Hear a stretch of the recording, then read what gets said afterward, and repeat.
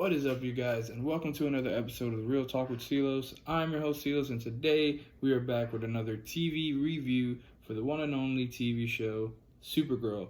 This will be my DC TV talk, and as you know, I have my notebook filled with some thoughts that I want to talk about. Without further ado, guys, we're going to jump right into it. So what I have down here first is that Jimmy finds his calling in Calvintown. Now, Calvintown is a little town where Jimmy and his sister grew up after his father passed away in his aunt's house. And we find out there's a whole little story arc in this episode, how he's helping out this kid and his mother has been incarcerated in this new jail that's been built in the city of Calvintown that's pretty much anchoring over the whole city. And so it pretty much, what this jail is doing is taking people for petty crimes, for like stealing soup or stealing little things or whatever it is, and giving them about 30 to 50 years in jail.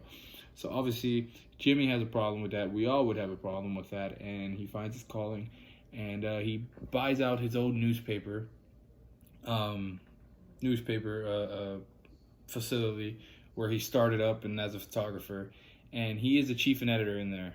And you know, he's Guardian is in Calvintown now, protecting the city of Calvintown. So that is where we're at with that. So the next thing I have here is how Lena stole from the team. And I am so sick and tired of this Lena situation because, like I said in my last couple of videos, all last season and the season before, we have been buried into our head and hammered into our head that Lena is trying to not be. She tells everybody, I'm not a Luthor, stop treating me like a Luthor, I'm gonna be better. And then all of a sudden Lex dies and now I'm a Luthor, I can't trust anybody. And it's like, I get it, but at the same time, this plot has been pretty much every season and it's getting ridiculous, you know, because Supergirl's bringing her into the fold, being honest with her, telling her everything, and she's still, I want to take down Supergirl. Man, come on. Grow up. Anyways, so Lena steals from the team. It's like a little chip thing that she steals and something for that big thing that she's building for this season that's going to pretty much explode. I believe whatever she's building is actually going to tie into Crisis. And then she ends up capturing John's brother. And he's like pretty much the big bad of this series. And so we find out that John actually was the one. We found that out last week. This week, the team finds out that John was the one who took his brother's memories because they didn't agree with how he was and, you know, how he loved white Martians. So he was the one who took the memories.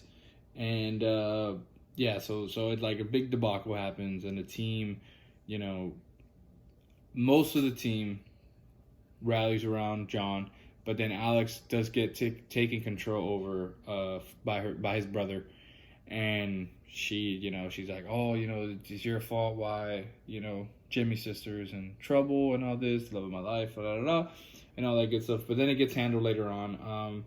Now this was pretty cool. Jimmy's sister is actually connected with John's brother, so whenever he's somewhere or he's, you know, trying to control somebody, Jimmy's sister can actually project in her head and have a vision of where this person is, or even what he's looking at the moment, or what he's doing. And I believe it works both ways. I believe he does it the same. He could do that with her. So that's pretty cool. So yeah, that's one thing I wrote. All right. So now one thing that I'm not a big fan. Not that I'm not a big fan of. It's just like I really don't care about it. But we'll see where it goes. Is this William guy? So we finally find out that this William guy is a undercover reporter trying to take down the big head honcho of Catco right now, which is the lady that Lena sold Catco to. And he's trying to take her down, and he doesn't have the evidence. So that's why he's been snooping, and he helped this other person fake his death in this episode and all that stuff. So, like, that's where we're at. Kara finds out, has been snooping on him, and they finally become friends in some sort of way. So that was pretty cool. And then my last thing that I have that I thought was pretty, like, funny, and then, you know, it was part of the episode, it was a big part of the episode, was how Brainy is, like, we all know Brainy is a machine, and he's having trouble with being himself. So he alienates himself away from Dreamer, and yeah, so it's like a whole big love fest thing, and then she finally at the end tells him, well, he tells her like, I need help finding myself and being okay around you, but I need your help. And so they come to an agreement and they come together. And so yeah, that was really nice. And Jimmy then announces around the whole table that he's leaving to Calvin Town. So Jimmy won't be in a couple episodes, as we know of. We don't know. Maybe he will be, but he will be in Calvin Town. He won't be in National City anymore.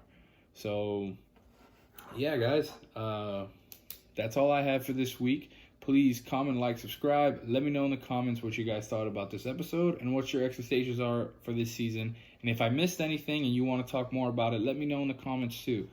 Yeah, but without further ado, guys, happy Halloween, and I'll get out of here. All right, guys.